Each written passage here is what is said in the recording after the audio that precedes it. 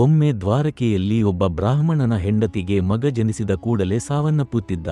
ಆ ಬ್ರಾಹ್ಮಣನು ತನ್ನ ಸತ್ತ ಮಗುವನ್ನು ತೆಗೆದುಕೊಂಡು ರಾಜ ಉಗ್ರಸೇನನ ಸಭೆಗೆ ಹೋಗಿ ರಾಜನನ್ನು ಗದರಿಸುತ್ತಿದ್ದನು. ಈ ಕಪಟ, ಲೋಭಿ, ಬ್ರಾಹ್ಮಣರ ಶತ್ರುವಾದ ರಾಜನು ತನ್ನ ಕರ್ತವ್ಯಗಳನ್ನು ಸರಿಯಾಗಿ ನಿರ್ವಹಿಸದೇ ಇರುವುದರಿಂದಲೇ ನನ್ನ ಮಗ ಸತ್ತನು. ಈ ದುರಂತವು ಪುನಃ ಪುನಃ ನಡೆಯುತ್ತಿತ್ತು. ಪ್ರತಿ ಬಾರಿ ಮಗ ಸತ್ತಾಗ ಬ್ರಾಹ್ಮಣನು ರಾಜದರ್ಬಾರಿಗೆ ಹೋಗಿ ರಾಜನನ್ನು ನಿಂದಿಸುತ್ತಿದ್ದನು.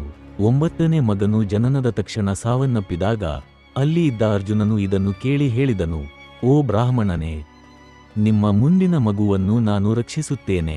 ನಾನು ವಿಫಲವಾದರೆ ಪಾಪ ಪರಿಹಾರಕ್ಕಾಗಿ ಅಗ್ನಿಗೆ ಪ್ರವೇಶಿಸುತ್ತೇನೆ. ಕೆಲವು ಸಮಯದ ನಂತರ ಬ್ರಾಹ್ಮಣನ ಹೆಂಡತಿಗೆ 10ನೇ ಮಗುವಿಗೆ ಜನ್ಮ ನೀಡುವ ಸಮಯ ಬಂದಿತು. ಇದನ್ನು ತಿಳಿದ ಅರ್ಜುನನು ಅಲ್ಲಿ ಹೋಗಿ ಬಾಣಗಳಿಂದ ರಕ್ಷಣಾ ವಲಯವನ್ನು ನಿರ್ಮಿಸಿದನು. ಆದರೆ ಅರ್ಜುನನ ಎಲ್ಲಾ ಪ್ರಯತ್ನಗಳು ವ್ಯರ್ಥವಾದವು. ಮಗು ಜನಿಸಿ ಅಳಲು ಪ್ರಾರಂಭಿಸಿದ ಕ್ಷಣದಲ್ಲೇ ಆಕಾಶದಲ್ಲಿ ಕಾಣೆಯಾಗಿ ಬಿಟ್ಟಿತು. ಇದರಿಂದ ಬ್ರಾಹ್ಮಣನು ಅರ್ಜುನನನ್ನು ತುಂಬಾ ಹಾಸ್ಯ ಮಾಡಿದ್ದನು. ಬಳಿಕ ಅರ್ಜುನನು ಯಮರಾಜನ ಲೋಕಕ್ಕೆ ಹೋಗಿ ಹುಡುಕಿದನು. ಆದರೆ ಅಲ್ಲಿ ಮಗುವನ್ನು ಕಾಣಲಿಲ್ಲ. 14 ಲೋಕಗಳಲ್ಲೂ ಹುಡುಕಿದರೂ ಆ ಮಗುವಿನ ಬಗ್ಗೆ ಯಾವುದೇ ಮಾಹಿತಿ ಸಿಕ್ಕಿಲ್ಲ.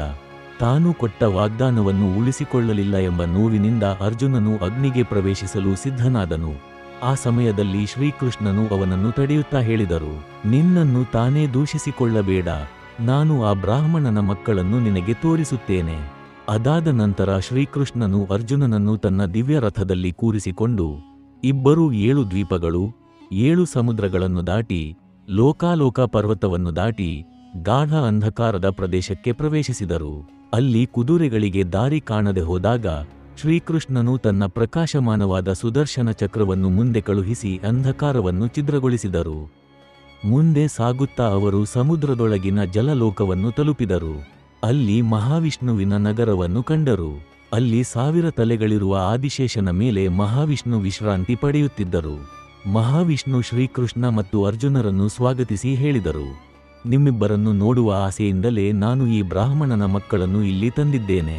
ಸ್ನೇಹಿತರೆ, ಇದು ಭಕ್ತಿಯ ಮಹತ್ವ ಮತ್ತು ದೇವರ ಲೀಲೆಯ ಅದ್ಭುತತೆಯನ್ನು ತೋರಿಸುವ ಒಂದು ಪ್ರಸಿದ್ಧ ಪೌರಾಣಿಕ ಕಥೆಯಾಗಿದೆ.